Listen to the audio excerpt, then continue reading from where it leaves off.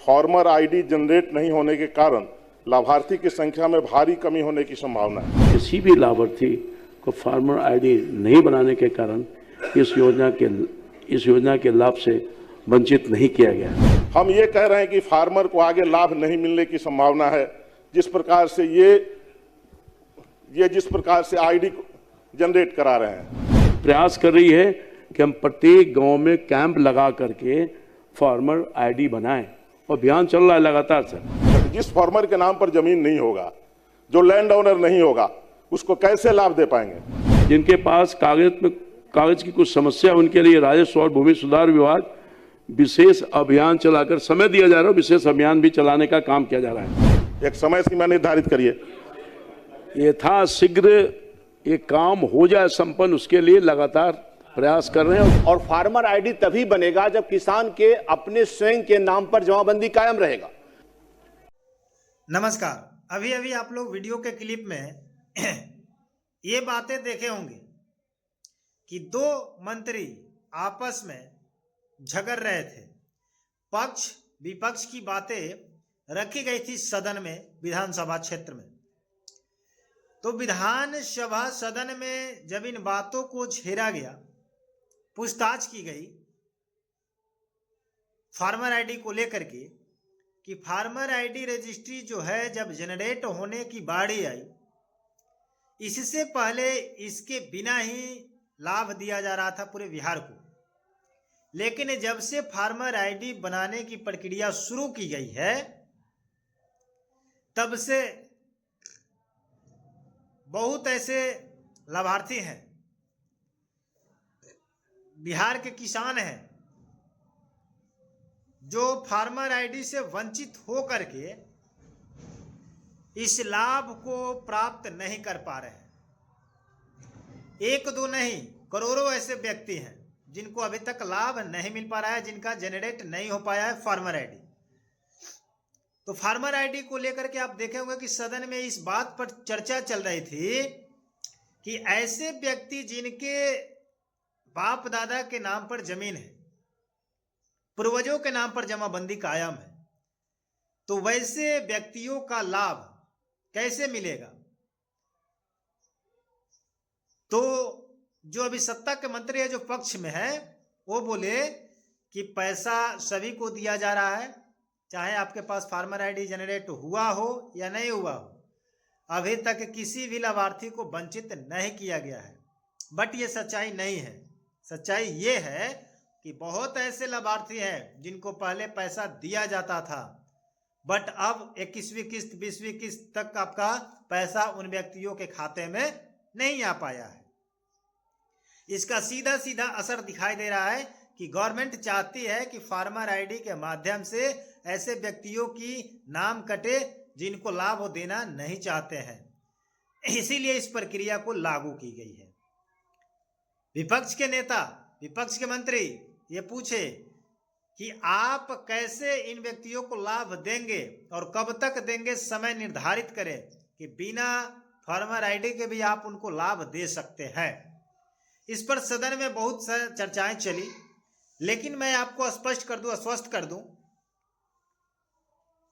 कि farmer ID तो आपको महत्वपूर्ण है ही, चाहे किसी भी स्थिति से बने, दस्तावेज से बने, खतियान से बने, चाहे जिस प्रक्रिया से बने। लेकिन मैं कल के वीडियो में आप लोगों को बताया था कि एक कागजात ऐसा है जिससे आपका फार्मर आईडी बन सकता है। तो उस कागजात का नाम है आपका वंशावली। सरकार का मानना है कि अगर नामांतरण कराने में समय लगता है, नामांतरण नहीं हो पाता है, लेकिन नामांतरण कराने के लिए आदेश दिया गया है, बट ऐसा कितने व्यक्ति होंगे जो नामांतरण के लिए भरे होंगे, फॉर्म को अप्लाई किए होंगे और उनका नामांतरण हो चुका है, ट्रांसफर हो चुका है, उनके बाप दादा के नाम से वो अपने नाम पर करा लिए हो। ऐसा कोई व्यक्ति नहीं है, ऐसा कोई रैयत नहीं है जिनका काम अभी इस अभियान के साथ हुआ हो।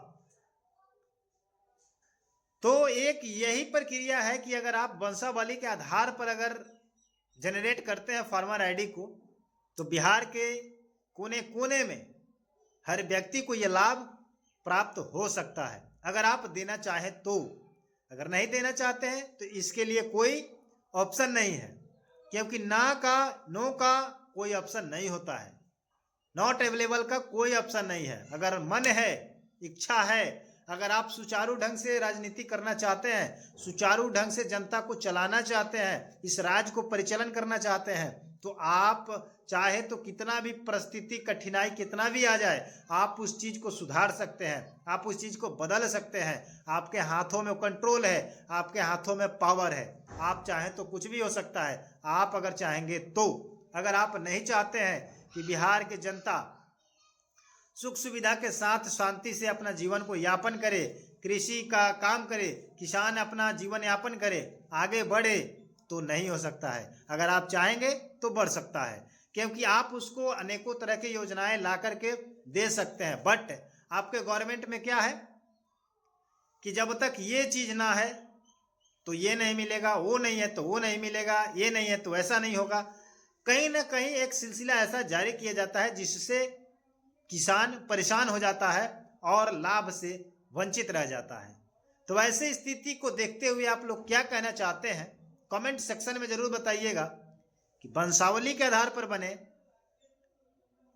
फार्मर आईडी तो बनना चाहिए, लेकिन वंशावली फिर भी देखिए, वंशावली बनाने की प्रक्रिया आपको पंचायत स्तर से ही होना चाहिए या स्वयं से होना चाहिए। आपके गांव के जो सरपंच है उसके माध्यम से अगर वंशावली को निर्गत किया जाए तो आसानी से लगता है कि सभी लोगों को वंशावली बन जाएगा। बट अगर उसके लिए अगर कहा जाए कि अंचल कार्यालय से बनवा लीजिए या रजिस्ट्री ऑफिस से बनवा ले, कोर्ट से बनवा ले, तो वहां पर बहुत बड़ा धांधली होगा, क्योंकि पूरे क्षेत्र का व्यक्ति अपने अंचल में चले जाएंगे, अपने कार्यालय में चले जाएंगे, तो वहां पर धांधली होगा, भीड़ होगा और काम नहीं हो पाएगा। और इसके लिए समय चाहिए। लेकिन अगर पंचायत वार अगर काम किया जाए, अपने सरपंच के माध्यम से कराया जाए, तो हर क्षेत्र में सरपंच उपलब्ध है और सरपंच अपने गांव को, छोटा सा गांव का एक सरपंच होता है, 2-4 गांव का, तो उसका वो आसानी से आपका निर्गत करा सकता है वंशावली, साइन सिग्नेचर मोहर लगा करके, क्योंकि उसका पावर है, वो भी गवर्नमेंट का आदमी है, वो भी मान्यता मिल सकता है। तो अगर गवर्नमेंट चाहे कि अगर शांति से कराना चाहे तो गांव घर में ही करा सकता है। बट अगर चाहे कि इसको हम और धांधली बना दे, आनन फानन कर दे, अफरा तफरी मचा दे, तो हो सकता है कि आपको निर्देश दे दे कि आप ब्लॉक से बना कर दे या कोर्ट से बना करके दे। तो इसमें बहुत बड़ा समय लग जाएगा, लफड़ा हो जाएगा, झंझट हो जाएगा, क्योंकि सभी लोग दौड़ना स्टार्ट कर देंगे कार्यालय में। लेकिन मैं उम्मीद करता हूं कि अगर इस चीज को निर्गत अगर किया जा रहा है तो पंचायत स्तर से ही निर्गत किया जाए तो अच्छा होगा, बेटर होगा। लेकिन आपका सोच क्या है, आपका राय क्या है, जनता का राय क्या है, ये तो कमेंट सेक्शन में ही पता चलेगा। लेकिन आप मेरे चैनल को सब्सक्राइब नहीं किए हैं तो सब्सक्राइब कर लीजिए, वीडियो को लाइक कर दीजिए। मिलते हैं नए वीडियो के साथ, तब तक के लिए जय।